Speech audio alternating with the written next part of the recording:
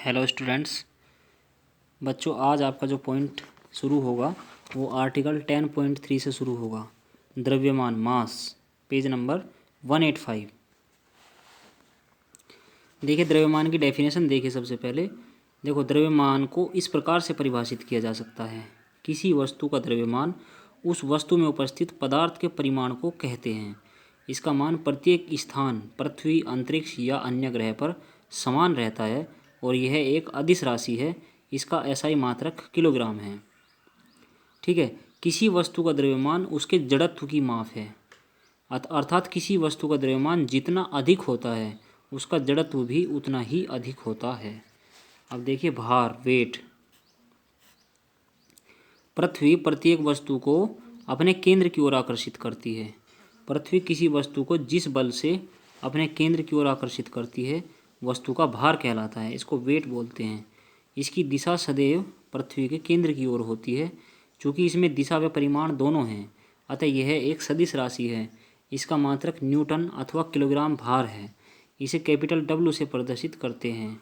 अब देखिए, पृथ्वी तल पर स्थित एम द्रव्यमान की किसी वस्तु का भार कैपिटल डब्ल्यू बराबर पृथ्वी द्वारा उस वस्तु पर लगाया गया आकर्षण बल बराबर capital G capital M into small M upon capital R का स्क्वायर। जहाँ कैपिटल एम पृथ्वी का द्रव्यमान तथा कैपिटल आर पृथ्वी की त्रिज्या है, तो कैपिटल डब्ल्यू बराबर small M into capital G into capital M upon capital R का स्क्वायर। हम जानते हैं कि G M upon R square बराबर स्मॉल जी होता है, तो वस्तु का भार कैपिटल डब्ल्यू बराबर एम इंटू जी हो जाएगा। अतः किसी वस्तु का भार उस वस्तु के द्रव्यमान तथा गुरुत्व त्वरण के गुणनफल के बराबर होता है। देखिए, किलोग्राम भार। 1 किलोग्राम भार वह बल है जिसके द्वारा पृथ्वी 1 किलोग्राम द्रव्यमान की वस्तु को अपने केंद्र की ओर आकर्षित करती है। चूँकि वस्तु का भार डब्ल्यू बराबर एम इंटू जी होता है, जहाँ एम बराबर 1 किलोग्राम, जी बराबर 9.8 मीटर पर सेकेंड। अतः 1 किलोग्राम भार बराबर 1 किलोग्राम गुणा 9.8 मीटर पर सेकेंड स्क्वायर बराबर 9.8 न्यूटन। इस प्रकार से 1 किलोग्राम भार बराबर 9.8 न्यूटन होता है। एक पॉइंट और है बच्चों, उसको और ध्यान से देखिए। गुरुत्व त्वरण जो स्मॉल जी है उसका मान अलग अलग स्थानों पर अलग अलग होता है। अतः वस्तु का भार भी अलग अलग स्थानों पर अलग अलग होता है। किसी स्थान विशेष पर गुरुत्व त्वरण स्मॉल जी का मान नियत रहता है, जिस कारण उस स्थान विशेष पर वस्तु का भार भी नियत रहता है, अर्थात बदलता नहीं है। अतः किसी निश्चित स्थान पर वस्तु के भार को उसके द्रव्यमान की माप के रूप में उपयोग किया जा सकता है। नेक्स्ट पॉइंट, सारणी 10.1 द्रव्यमान तथा भार में अंतर। देखिए, द्रव्यमान तथा भार में क्या अंतर है। द्रव्यमान और भार नंबर 1,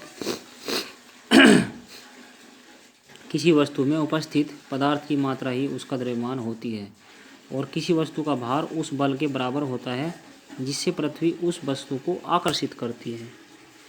नेक्स्ट है, द्रव्यमान का मात्रक किलोग्राम है जबकि भार का मात्रक न्यूटन अथवा किलोग्राम भार है।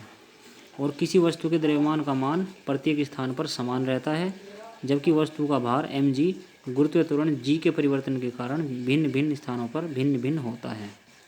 नेक्स्ट, द्रव्यमान अदिश राशि है जबकि भार सदिश राशि है। और नेक्स्ट, द्रव्यमान को भौतिक तुला से तोला जाता है जबकि भार ज्ञात करने के लिए कमानीदार स्प्रिंग तुला का प्रयोग करते हैं। नेक्स्ट पॉइंट देखिए बच्चों, किसी वस्तु का चंद्रमा पर भार। पृथ्वी किसी वस्तु को जिस बल से अपने केंद्र की ओर आकर्षित करती है वह वस्तु का भार कहलाता है।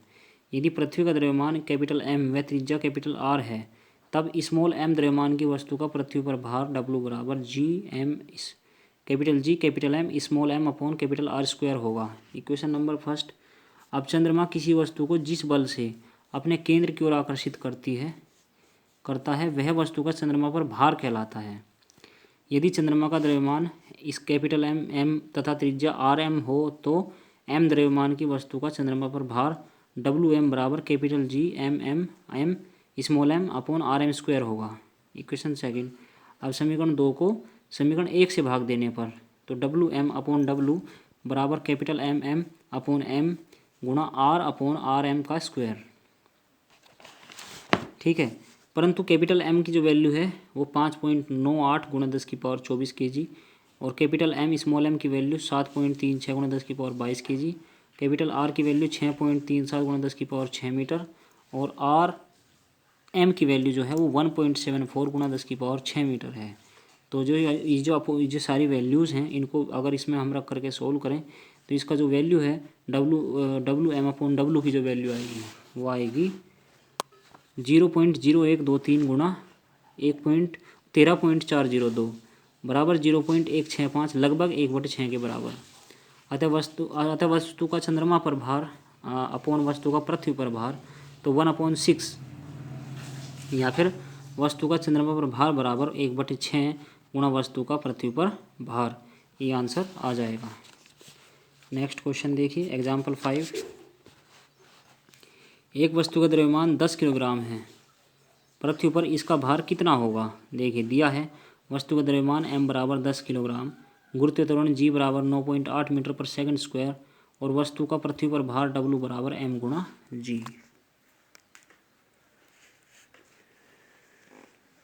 तो वैल्यूज रखो बच्चों।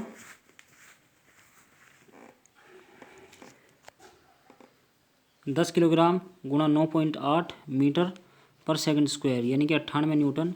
नेक्स्ट क्वेश्चन देखिए, एक वस्तु का भार पृथ्वी की सतह पर मापने पर 10 न्यूटन आता है, इसका भार चंद्रमा की सतह पर मापने पर कितना होगा।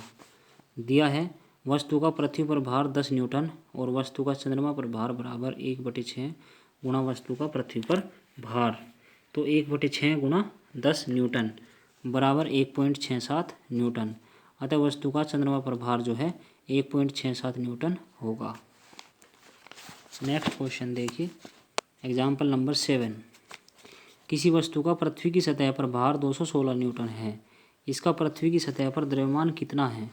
चंद्रमा की सतह पर इसका द्रव्यमान कितना होगा, चंद्रमा की सतह पर इसका भार कितना होगा। दिया है पृथ्वी की सतह पर स्मॉल g बराबर 10 मीटर पर सेकंड स्क्वायर तथा चंद्रमा की सतह पर g डैश बराबर g/6।